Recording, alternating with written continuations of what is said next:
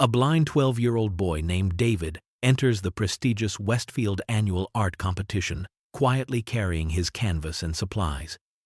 The contest director, Margaret Blackwell, a sharp-dressed woman with decades of experience judging real art, takes one look at the boy's dark sunglasses and white cane and immediately assumes he's lost or doesn't belong. What she doesn't know is that David possesses an extraordinary gift that transcends sight. An ability to create masterpieces through touch, sound, and pure intuition. When she publicly humiliates him in front of hundreds of contestants and spectators, demanding he leave immediately, she has no idea that his painting will soon become the most talked-about artwork in the city's history. What happened next left everyone speechless. Before I continue the story, please subscribe. I need to reach 1,000 subscribers so I can keep bringing you stories like this every day. It's just one click for you, but it means a lot to me. Thank you. David Martinez had learned to navigate the world through sound, touch, and an inner vision that most people could never understand. At 12 years old, he possessed a quiet confidence that came not from bravado,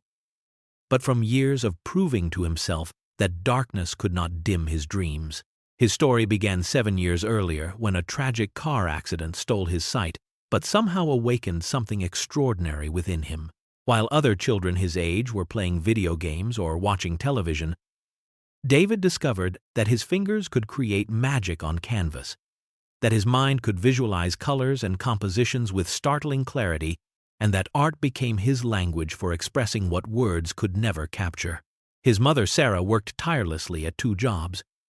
cleaning offices during the day and stocking shelves at night, all to afford the special art supplies her son needed and the lessons that helped refine his remarkable gift. She never complained about the exhaustion or the mounting bills because she had witnessed firsthand how David's face lit up when he painted, how his whole being seemed to come alive when he held a brush in his hand. The cramped apartment they shared was filled with David's artwork, each piece a testament to his growing mastery and unique perspective on beauty. Today was different, though. Today was the moment Sarah had been saving for during countless sleepless nights and extra shifts. The Westfield annual art competition represented everything they had worked toward. A chance for David to showcase his talent on the biggest stage their city offered. As they approached the imposing glass facade of the Westfield Community Center, David felt his heart racing with a mixture of excitement and anxiety. His white cane tapped rhythmically against the pristine sidewalk, while Sarah described the elegant building before them, the well-dressed families streaming through the entrance, and the banners advertising the prestigious event. David adjusted his dark sunglasses and took a deep breath,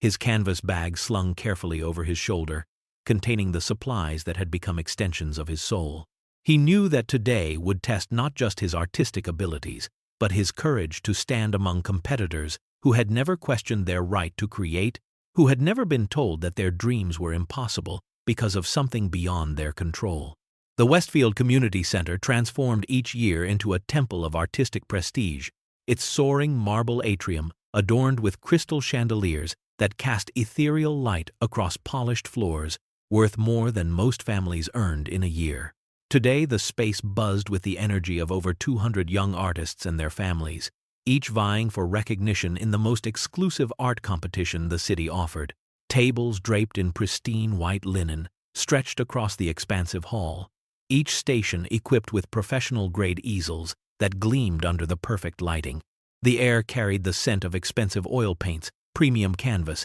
and the subtle perfume of wealth that seemed to permeate every corner of the venue. Families dressed in designer clothing clustered around their young competitors, mothers in pearls and fathers in tailored suits, discussing their children's artistic achievements with the casual confidence of those accustomed to success. The entry fee alone was $500, a sum that eliminated many talented artists before they could even attempt to participate, ensuring that only a certain caliber of family could afford this opportunity. Margaret Blackwell surveyed her domain with the satisfaction of someone who had spent 15 years building this competition into the premier artistic event for young people in the region. Her signature crimson blazer, perfectly tailored and adorned with a small golden pin depicting an artist's palette, marked her as the undisputed authority in this rarefied space. At 58, Margaret possessed the sharp features and calculating gaze of someone who prided herself on recognizing quality and maintaining standards that separated true art from amateur dabbling. Her silver hair was pulled back in a severe bun that never showed a strand out of place, and her thin lips rarely curved into anything resembling genuine warmth. She moved through the competition with the measured steps of a general inspecting troops, her keen eyes noting every detail from the brand of paint being used to the pedigree of the families in attendance. Margaret believed deeply that art was a pursuit for the privileged, for those with refined sensibilities and proper training, and she had structured this competition to reflect those values. She nodded approvingly at familiar faces, the children of prominent doctors, lawyers, and business owners who had attended her competition for years, their expensive private art lessons evident in their confident postures and premium supplies. David found an available station near the center of the hall and began the methodical process that had become second nature to him over years of practice. He placed his canvas bag on the pristine white tablecloth and opened it with reverent care, his fingers moving with the precision of a surgeon as he arranged his supplies in a specific pattern that existed only in his tactile memory. Each tube of paint found its designated position, organized not by color names he could not see, but by the subtle differences in weight, texture, and the way each cap felt beneath his fingertips. His brushes were arranged by size and type, their wooden handles worn smooth from countless hours of use, each one as familiar to him as his own heartbeat. David ran his fingers along the edge of his canvas, feeling for any imperfections or irregularities that might affect his work, then secured it to the easel with the quiet confidence of someone who had performed this ritual hundreds of times before. He pulled out a small device that looked like a digital clock, actually a talking color identifier that would help him navigate his palette,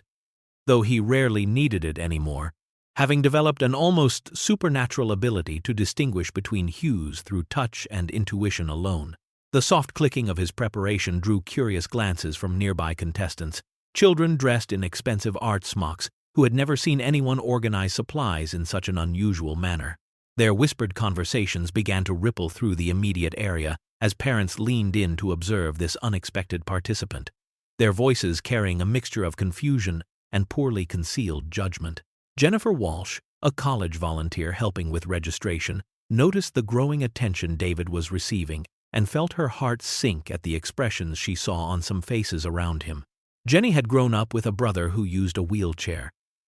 and she recognized the look of people deciding whether someone belonged in their space. At 22, with kind eyes and a gentle smile, she approached David's station with genuine warmth rather than the clinical curiosity that seemed to motivate others. She introduced herself quietly, asking if he needed any assistance without the condescending tone that often accompanied such offers to people with disabilities. David looked up from his preparations and smiled, his first genuine expression of relief since entering the venue, grateful to encounter someone who spoke to him like a fellow artist rather than an oddity to be studied or pitied. Margaret's attention was drawn to David's station by the unusual clicking sounds and the growing cluster of whispered conversations surrounding him. She approached with the measured stride of someone accustomed to absolute authority, her heels clicking sharply against the marble floor as she took in the scene before her. The sight of the young boy with dark sunglasses and a white cane sitting at one of her pristine competition stations caused her perfectly manicured eyebrows to furrow in obvious displeasure. She paused for a moment, studying David with the calculating gaze of someone trying to solve an unwelcome puzzle, her lips pursing into a thin line that had become her signature expression of disapproval over the years. Margaret cleared her throat with the kind of deliberate authority that commanded immediate attention from everyone within earshot,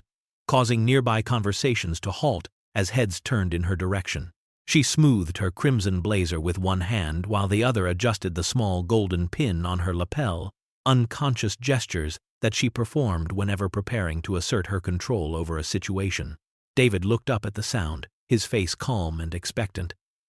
But Margaret's expression only hardened as she took in his dark glasses and the unmistakable signs of his blindness. Her voice, when she finally spoke, carried the tone of someone addressing a lost child who had wandered into the wrong building,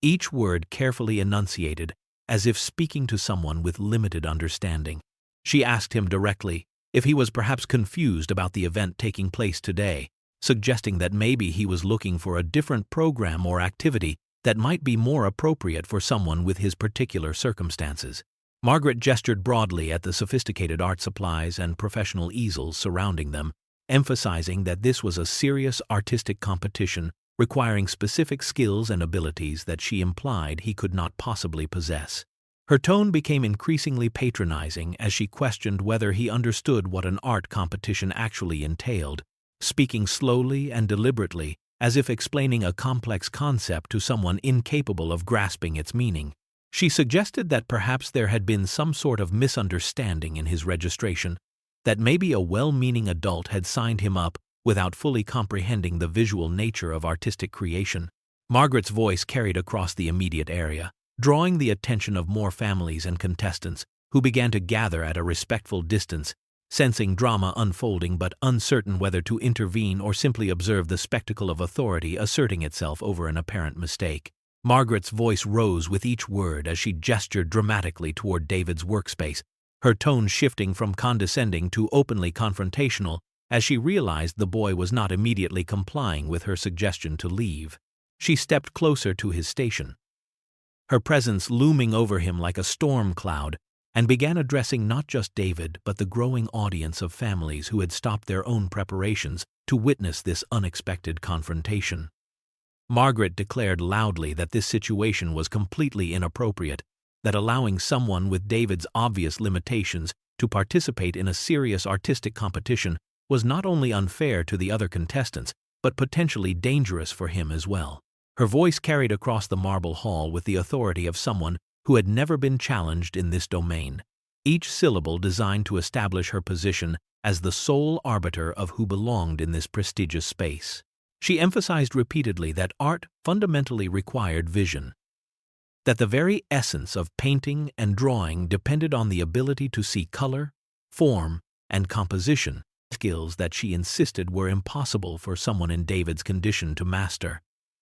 Margaret gestured broadly at the sophisticated artwork already taking shape on nearby easels, pointing out the complex visual techniques being employed by properly qualified contestants who possessed the natural abilities necessary for artistic success. Her words grew sharper as she suggested that David's presence was not only inappropriate, but potentially disruptive to the serious young artists who had trained for years to earn their place in this competition. The gathered families began murmuring among themselves,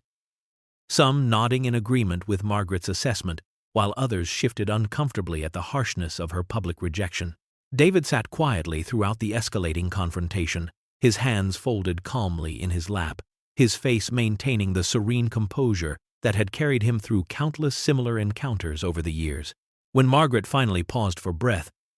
demanding an explanation for his presence,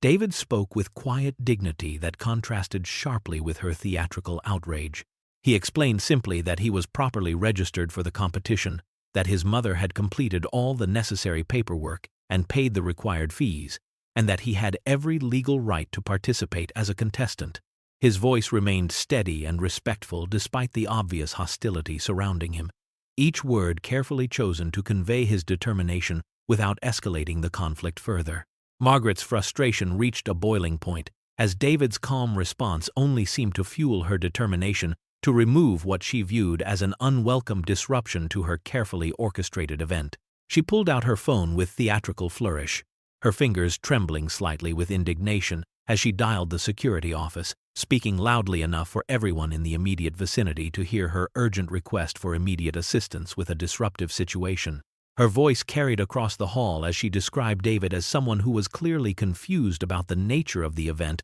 and potentially creating a safety hazard for the legitimate contestants, emphasizing that immediate removal was necessary to maintain the integrity of the competition. The security guard who appeared within minutes was a middle-aged man named Frank, who had worked these events for years and immediately recognized the authority in Margaret's voice, though his expression showed some confusion as he looked at the quiet boy sitting peacefully at his easel. Margaret pointed dramatically at David, while explaining to Frank that this individual was attempting to participate despite being completely unqualified, insisting that his presence was disrupting other contestants and creating an uncomfortable atmosphere for the families who had paid substantial fees to participate in a serious artistic competition. The growing crowd of onlookers divided into distinct camps as the confrontation intensified, with some parents nodding approvingly at Margaret's decisive action and murmuring their support for maintaining high standards and appropriate boundaries.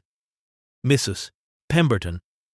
whose daughter had won second place the previous year, loudly agreed that art competitions required specific abilities and that allowing inappropriate participants would diminish the value of everyone else's achievements. However, other families shifted uncomfortably as they watched the harsh treatment unfold, several mothers exchanging concerned glances and whispering that Margaret's approach seemed unnecessarily cruel regardless of her concerns about qualification. Dr. Peterson, a pediatrician whose son was competing for the third year, felt increasingly disturbed by the public humiliation being inflicted on such a young child and began questioning whether this was really about artistic standards or simple prejudice. Jenny, the volunteer who had befriended David earlier, stood frozen between her desire to defend him and her fear of challenging Margaret's authority in such a public setting. The tension in the hall became palpable as David remained seated with remarkable composure, his hands still folded calmly while chaos swirled around him, his quiet dignity serving as a stark contrast to the theatrical outrage being performed for the benefit of the growing audience. Margaret seized the moment to address the gathered crowd, positioning herself at the center of the growing circle of contestants and families, as if delivering a prepared lecture on the fundamental principles of artistic competition. She straightened her crimson blazer and raised her voice with the practiced authority of someone who had spent years justifying exclusionary policies, her words carefully chosen to sound reasonable while targeting David without naming him directly. Margaret began by emphasizing the prestigious history of the Westfield annual art competition, how it had maintained its reputation for excellence over 15 years by upholding the highest standards and ensuring that only truly qualified participants were permitted to compete. She gestured grandly at the sophisticated artwork taking shape around them, pointing out the complex visual techniques, the sophisticated understanding of color theory, and the advanced compositional skills that separated genuine artistic talent from well-meaning but misguided attempts at creativity. Her voice grew more emphatic as she declared that art was fundamentally and undeniably a visual medium, requiring the ability to perceive light, shadow, color relationships, and spatial dynamics that form the very foundation of artistic expression. Margaret insisted that maintaining these standards was not about exclusion, but about protecting the integrity of true artistic achievement, ensuring that the competition remained meaningful for families who had invested years of training and substantial financial resources in their children's artistic education. She emphasized that allowing inappropriate participants would not only diminish the value of legitimate achievements, but could also create false expectations and potentially harmful situations for individuals who lacked the basic sensory requirements necessary for artistic success. The crowd listened with varying degrees of comfort, some parents nodding approvingly at her defense of standards, while others grew increasingly uneasy with the thinly veiled attack on the quiet boy who continued to sit with remarkable dignity throughout the public humiliation. At that moment, Sarah Martinez pushed through the crowd, her work uniform still bearing the cleaning company logo, her face flushed from running across the parking lot after finishing her morning shift early to support her son. She took in the scene immediately, recognizing the familiar pattern of discrimination that had followed David throughout his young life, her heart breaking as she witnessed her beloved child being publicly questioned and diminished by someone who had never bothered to understand his extraordinary gifts. David heard his mother's voice cutting through the crowd and felt her familiar presence beside him, her gentle hand resting briefly on his shoulder before she stepped forward to confront Margaret's discriminatory speech. But rather than wait for the adults to resolve their conflict, David made a decision that would change everything.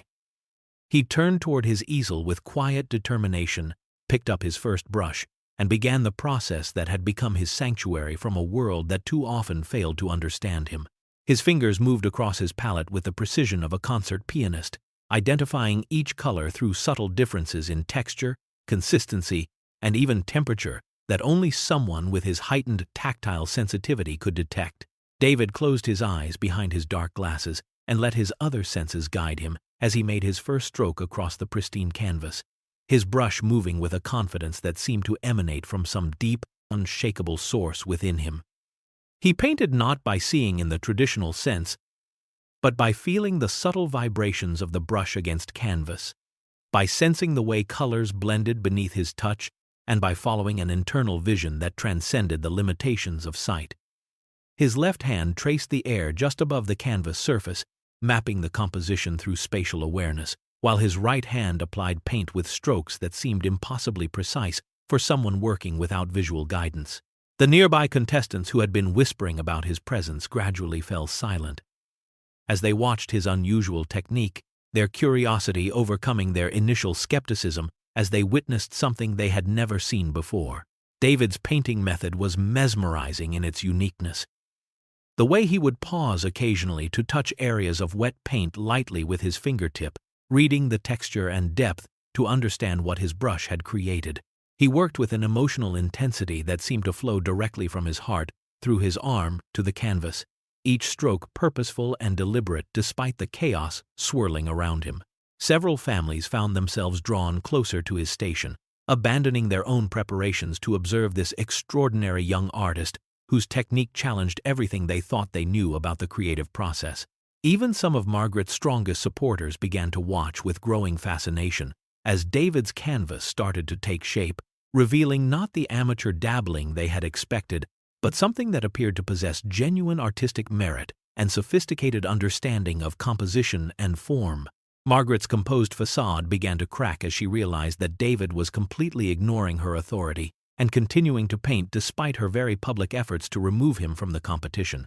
Her voice rose to a pitch that bordered on shrill as she turned back to the security guard, demanding immediate action while gesturing frantically at David's easel, where his painting was taking increasingly impressive shape. Her carefully maintained professional demeanor dissolved into something much uglier as she abandoned any pretense of diplomatic language and began making comments that revealed the true depth of her prejudice. Margaret declared loudly that she had seen enough ridiculous charades for one day, and that blind people pretending to be artists was not only absurd, but insulting to every legitimate contestant who possessed the actual abilities necessary for artistic creation. Her words grew more venomous as she insisted that this pathetic display of false hope was exactly the kind of misguided inclusion that was destroying standards everywhere, that society had gone too far in pretending that disabilities could be overcome through wishful thinking and emotional manipulation. She pointed directly at David's canvas and sneered that whatever random marks he was making could never constitute real art. That genuine artistic achievement required vision, training, and natural talent that no amount of determination could substitute. Margaret's voice carried across the entire hall as she threatened to disqualify David immediately, declaring that his continued presence was making a mockery of 15 years of carefully maintained excellence, and that she would not allow one confused child to destroy the reputation she had spent her career building. Her anger seemed to feed on itself as she noticed more families gathering around David's station, their obvious fascination with his technique only intensifying her fury at what she viewed as misplaced sympathy, undermining legitimate artistic standards. She turned to Frank, the security guard, with barely contained rage, demanding to know why he was allowing this disruption to continue when she had given clear instructions for immediate removal of what she now openly called a safety hazard and an embarrassment to everyone involved. Margaret's face flushed crimson to match her blazer as she realized that her authority was being challenged not just by David's quiet defiance, but by the growing number of people who seemed more interested in watching him paint than in supporting her position as the ultimate arbiter of artistic merit. Thomas Richardson had covered hundreds of art events during his 20-year career as the cultural critic for the City Herald. But he rarely bothered with amateur competitions involving children, considering them more about parental ego than genuine artistic merit. However, his editor had specifically requested coverage of the Westfield competition this year due to several prominent families participating, and Thomas approached the assignment with his usual professional detachment and barely concealed boredom. At 45, with graying temples and wire-rimmed glasses that gave him an intellectual appearance, Thomas possessed the refined eye of someone who had studied art history at prestigious universities and spent decades distinguishing between genuine talent and mere technical competence. He entered the marble hall expecting to write a brief, formulaic piece about young artists developing their skills. But the scene that greeted him was far more dramatic than anything he had anticipated. The crowd gathered around one particular station immediately caught his attention. Not because of typical competition energy, but because of an unmistakable tension that seemed to radiate from a woman in a crimson blazer who was speaking loudly about standards and appropriate participation. Thomas moved closer with the practiced stealth of a journalist accustomed to observing conflicts without becoming part of them, and his notebook already in hand as he tried to understand the source of what appeared to be a significant confrontation. As he approached the crowd, his trained eye was immediately drawn to the young artist at the center of the controversy, a boy wearing dark sunglasses whose painting technique was unlike anything Thomas had witnessed in decades of covering artistic events. The child worked with an extraordinary focus that seemed to shut out the chaos surrounding him, his brush movements displaying a sophistication that made Thomas pause mid-step and forget entirely about the argument swirling around the easel. Thomas found himself studying the emerging composition with growing amazement, recognizing advanced understanding of form, color relationships, and spatial dynamics that would have impressed him in a graduate student, let alone a 12-year-old working without sight. His journalist instincts immediately told him that he was witnessing something remarkable, potentially newsworthy in ways that extended far beyond a simple competition coverage assignment, and he pulled out his phone to begin documenting what appeared to be an extraordinary story unfolding before his very eyes. Thomas positioned himself strategically behind a family of onlookers, using his years of experience covering events to observe without drawing attention to himself, his trained eye immediately focusing on the technical aspects of David's work rather than the surrounding drama. What he witnessed over the next several minutes challenged every assumption he had developed about artistic creation during his extensive career studying and critiquing visual arts. David's brush control demonstrated a level of precision that Thomas associated with master painters who had spent decades perfecting their craft, each stroke deliberate and purposeful in ways that suggested an intuitive understanding of composition that could not be taught through conventional instruction. The emerging painting revealed sophisticated layering techniques, with David building depth and dimensionality through subtle color gradations that showed an almost supernatural understanding of how pigments interact and blend on canvas. Thomas found himself leaning forward despite his intention to remain inconspicuous, his critical eye analyzing the developing work with growing astonishment as he recognized advanced artistic principles being employed with masterful execution. The composition itself was breathtaking in its emotional complexity, depicting what appeared to be a landscape suffused with light that seemed to emanate from within the canvas itself, creating an almost luminous quality that Thomas had only seen in the work of truly exceptional artists. David's spatial awareness was phenomenal, his left hand hovering over areas he had already painted while his right hand worked on new sections, somehow maintaining perfect proportional relationships across the entire surface without any visual reference points. Thomas began scribbling notes frantically, his handwriting barely legible in his excitement, as he documented techniques and observations that he knew would sound incredible to anyone who had not witnessed them firsthand. He noted the way David would pause occasionally to feel the texture of wet paint, reading his own work through touch in a manner that allowed him to make adjustments and refinements with the confidence of someone who could see every detail of his creation. The sophistication of the color palette alone impressed Thomas, as David demonstrated an understanding of complementary relationships and harmonic progressions that many professional artists struggled to achieve even with full visual capabilities. Thomas realized that he was witnessing not just a talented young artist, but potentially a prodigy whose unique approach to creation opened entirely new possibilities for understanding the relationship between sensory perception and artistic expression. As David applied the final layers of paint to his canvas, the masterpiece that emerged seemed to defy every law of artistic creation that the assembled crowd thought they understood. The painting depicted a sunrise breaking through storm clouds over a vast ocean, but it was executed with such technical brilliance and emotional depth that viewers found themselves holding their breath as they witnessed its completion. The way David had captured light was nothing short of miraculous. with golden rays seeming to actually emanate from the canvas surface, created through layering techniques so sophisticated that Thomas Richardson recognized them as methods employed by Renaissance masters who had spent lifetimes perfecting such effects. The ocean waves possessed a three-dimensional quality that made observers feel they could hear the crash of water against invisible shores, each whitecap rendered with individual character while maintaining perfect harmony within the overall composition. David's understanding of atmospheric perspective was phenomenal.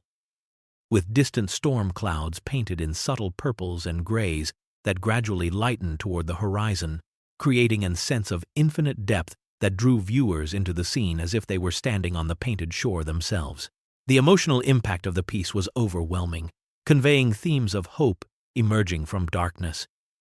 of beauty persisting through struggle, of light conquering shadow in ways that spoke directly to the human soul without requiring any explanation or artistic interpretation. Contestants at nearby easels began abandoning their own work entirely,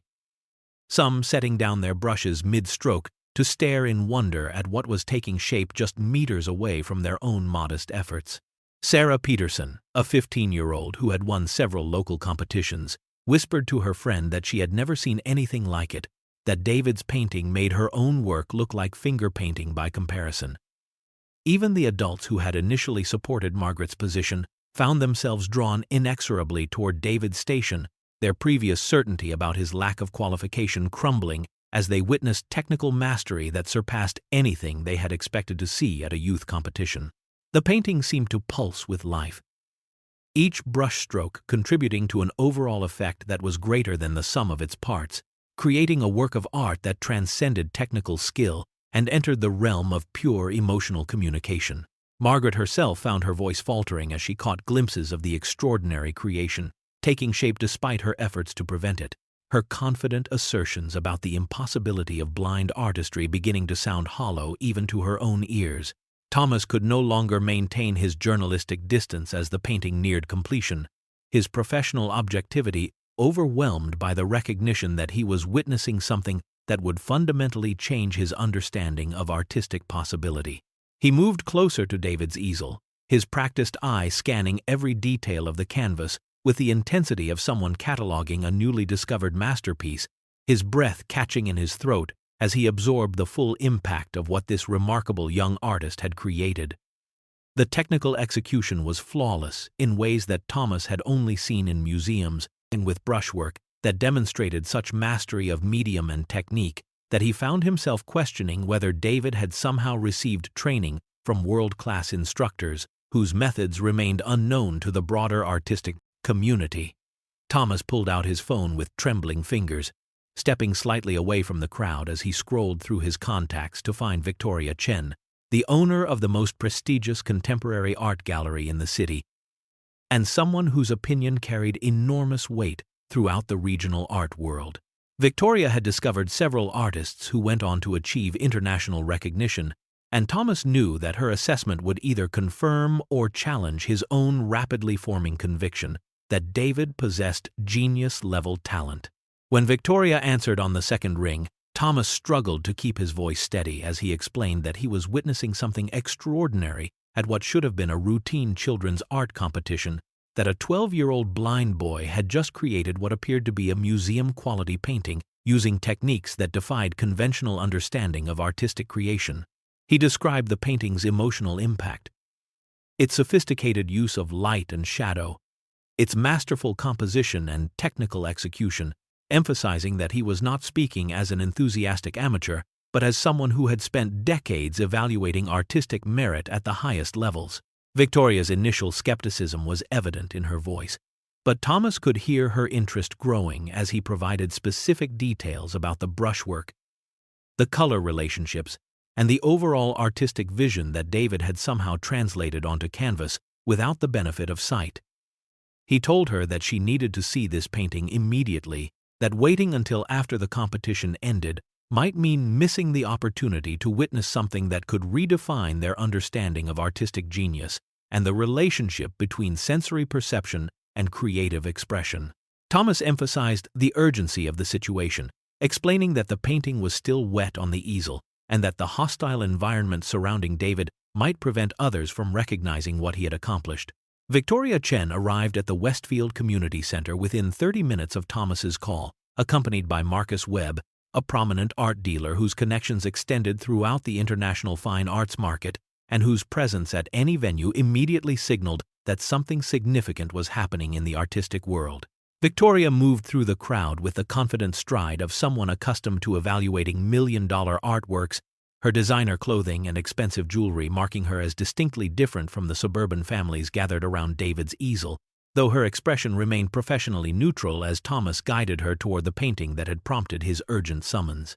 Marcus followed closely behind, his sharp eyes already scanning the crowd and the general setup of the competition, and his years of experience in high-stakes art transactions having taught him to assess not just artistic merit but also the context and circumstances that could affect a work's eventual value and marketability. As they approached David's station, Victoria prepared herself for what she assumed would be an over-enthusiastic journalist's exaggeration of a talented but ultimately amateur young artist, her expectations calibrated by decades of viewing genuinely exceptional work in the world's finest galleries and museums. However,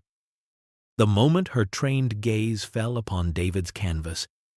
her professional composure cracked entirely, her carefully maintained poker face giving way to an expression of stunned amazement that she had not experienced since discovering her first internationally recognized artist 15 years earlier. Marcus moved beside her for his own examination, his breath audibly catching as he took in the sophisticated composition, the masterful technique, and the emotional depth that radiated from every brushstroke of David's extraordinary creation. Victoria leaned close to Thomas, her voice dropping to an urgent whisper as she confirmed what he had suspected but hardly dared to believe, that this was indeed museum-quality work that demonstrated technical mastery and artistic vision comparable to established masters whose paintings commanded enormous sums at international auctions. She told him quietly that she was looking at a painting that could easily be worth hundreds of thousands of dollars, potentially much more depending on the artist's ability to produce additional works of similar caliber, her professional assessment delivered with the gravity of someone who understood the staggering implications of discovering such talent in such an unexpected setting. Marcus nodded his agreement, adding in hushed tones that he had clients who would be intensely interested in acquiring work of this quality, that David's unique story, combined with his obvious genius, created exactly the kind of compelling narrative that drove contemporary art markets to extraordinary valuations. Victoria Chen stepped forward from her hushed consultation with Marcus and Thomas, her authoritative presence immediately commanding the attention of everyone gathered around David's easel as she prepared to make an announcement that would forever change the trajectory of this young artist's life. Her voice carried the weight of decades spent in the highest echelons of the art world as she declared publicly that she was witnessing one of the most extraordinary paintings she had encountered in her entire career, emphasizing that David's work demonstrated technical mastery and artistic vision that surpassed many established artists whose pieces hung in major museums worldwide. She announced her intention to feature David's painting prominently in her gallery's next exhibition, explaining to the stunned crowd that Chen contemporary art represented only the most exceptional talents, and that David's unique story, combined with his obvious genius, made him exactly the kind of artist who defined movements rather than followed them. Victoria's words fell like thunderbolts across the marble hall, instantly transforming the atmosphere from one of conflict and discrimination to one of electric excitement and disbelief. As families realized they were witnessing the discovery of a potential artistic prodigy, Marcus Webb stepped beside Victoria, his own reputation in the art-dealing world, lending additional credibility to their assessment as he mentioned that he already had several high-profile collectors who would be intensely interested in acquiring David's work, clients who specialized in discovering emerging talent before it reached mainstream recognition. He explained that paintings of this caliber, especially with the compelling human story behind David's creation, typically generated significant interest at auction and private sales, with values that reflected both artistic merit and cultural significance. Margaret Blackwell stood frozen at the edge of the crowd, her face draining of all color as the full magnitude of her catastrophic misjudgment crashed over her like a tidal wave. Her confident assertions about artistic standards and appropriate participation suddenly revealed as the ignorant prejudice they had always been. Her crimson blazer seemed to lose its authority as she realized that she had attempted to exclude and humiliate someone whose talent far exceeded anything she had ever encountered in 15 years of running competitions, her professional reputation crumbling before her eyes as art world luminaries publicly celebrated the very person she had tried to remove. The gathered families watched in stunned silence as Margaret's entire worldview collapsed around her, and her years of gatekeeping and exclusion exposed as nothing more than narrow-minded discrimination that had nearly prevented the recognition of genuine artistic genius. Margaret's survival instincts kicked in as she watched her carefully constructed reputation disintegrating before the most influential art professionals in the city, prompting a desperate attempt to rewrite the events of the past hour in a way that might salvage her position and credibility. She pushed through the crowd with forced confidence, her voice taking on a theatrical warmth that fooled absolutely no one, as she approached David's easel and began speaking as if she had been his greatest supporter all along. Margaret declared loudly that she had always recognized David's exceptional potential, claiming that her earlier questions had simply been part of her rigorous process for ensuring that all contestants received the support and accommodations they needed to compete fairly. Her voice grew more frantic as she insisted that she had been protecting David from potential safety hazards while making certain that the competition environment was properly prepared for someone with his unique requirements and extraordinary abilities. She gestured dramatically toward his painting, praising its obvious brilliance, while claiming that her experienced eye had immediately detected his remarkable talent, suggesting that her initial concerns had been purely procedural rather than discriminatory. Victoria Chen and Marcus Webb exchanged incredulous glances as they listened to Margaret's increasingly desperate revisionist history drive their professional experience with manipulative behavior in the art world, allowing them to see through her transparent attempt to save face. Thomas Richardson continued taking notes, recognizing that Margaret's public meltdown would become an integral part of the story he was already planning to write about discrimination, artistic genius, and the danger of judging people based on preconceived notions about ability and worth. The gathered crowd began murmuring among themselves, many shaking their heads in disgust as they recalled Margaret's earlier harsh words about blind people pretending to be artists and her demands for David's immediate removal from the competition. Jenny, the kind volunteer who had befriended David, spoke up loudly enough for everyone to hear, reminding Margaret and the crowd of her exact words about maintaining standards and preventing inappropriate participation, her voice carrying the moral authority of someone who had witnessed the entire discriminatory episode firsthand. Several parents who had initially supported Margaret's position now stepped away from her, their expressions showing embarrassment at having been associated with such obvious prejudice and their desire to distance themselves from someone whose judgment had been so catastrophically wrong about something so important. 6 months after that transformative day at the Westfield Community Center, the art world was still buzzing with excitement over what had become known as the most significant discovery of emerging talent in decades, with David's Sunrise painting selling at Sotheby's contemporary art auction for an unprecedented $2 million to an anonymous collector who outbid representatives from 3 major museums. The sale shattered records for work by an artist under 18 and generated international media coverage that brought David's story to audiences around the globe, inspiring countless individuals with disabilities who had been told their dreams were impossible. Victoria Chen's gallery exhibition featuring David's work had drawn visitors from across the country, with art critics from prestigious publications writing lengthy analyses of his unique techniques and the philosophical implications of his approach to visual creation through non-visual senses. Margaret Blackwell's professional downfall had been swift and decisive, with the Westfield Community Center board voting unanimously to terminate her position as competition director, after parents and board members alike expressed outrage over the discriminatory treatment that had nearly cost them an opportunity to witness artistic history in the making. Her replacement,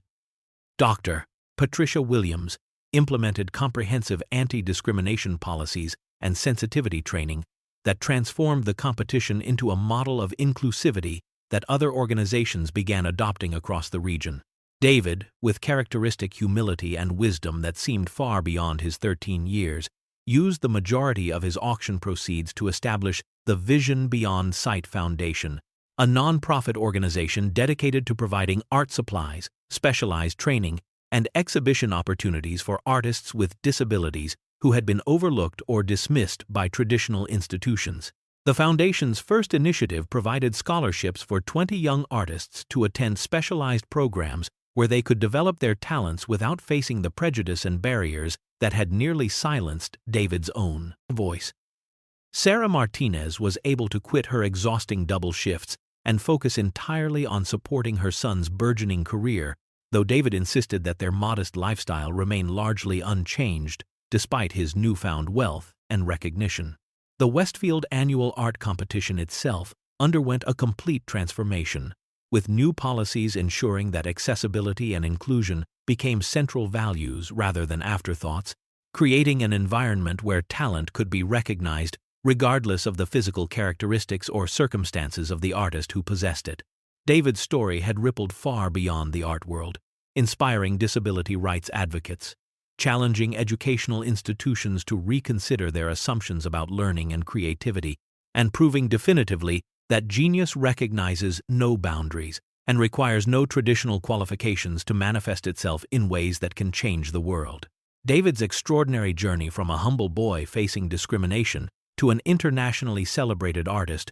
whose work commands millions of dollars reminds us that true vision has absolutely nothing to do with the physical ability to see and everything to do with the capacity to perceive beauty, meaning, and possibility in ways that transcend the limitations our society too often mistakes for absolute truth. His story forces us to confront uncomfortable questions about our own assumptions and prejudices, challenging us to examine how many times we have dismissed someone's potential based on superficial characteristics or circumstances that have nothing to do with their actual abilities, talents, or worth as human beings. Margaret Blackwell's catastrophic misjudgment serves as a powerful warning about the dangers of gatekeeping and the tragic consequences that result when we allow narrow definitions of normalcy to blind us to the extraordinary gifts that exist in forms we do not expect or understand. David's painting proved that genius recognizes no boundaries, that creativity flows from sources deeper than any single sense, and that the most profound artistic vision often emerges from perspectives that conventional wisdom would consider impossible or inappropriate. His success demonstrates that what we call disability is often simply difference, and that our failure to recognize and nurture diverse forms of talent represents one of the greatest wastes of human potential in our society. The transformation of the Westfield competition and the establishment of David's Foundation show us that positive change is always possible when we choose inclusion over exclusion, understanding over judgment, and hope over fear. If David's story has moved you, consider how you can challenge discrimination and support individuals who are fighting for recognition in a world that too often tells them they do not belong or cannot succeed. Share your own experiences of overcoming prejudice or witnessing others triumph over seemingly impossible obstacles, because these stories have the power to change hearts and minds in ways that statistics and arguments never can. Look around your own community for the hidden talents that may be struggling for recognition, the David Martinezes who need someone to believe in their potential before the world discovers their genius. Remember that every time you choose to see possibility instead of limitation, to offer encouragement instead of doubt, to include instead of exclude, you become part of the solution that creates a world where talent can flourish regardless of the package in which it arrives.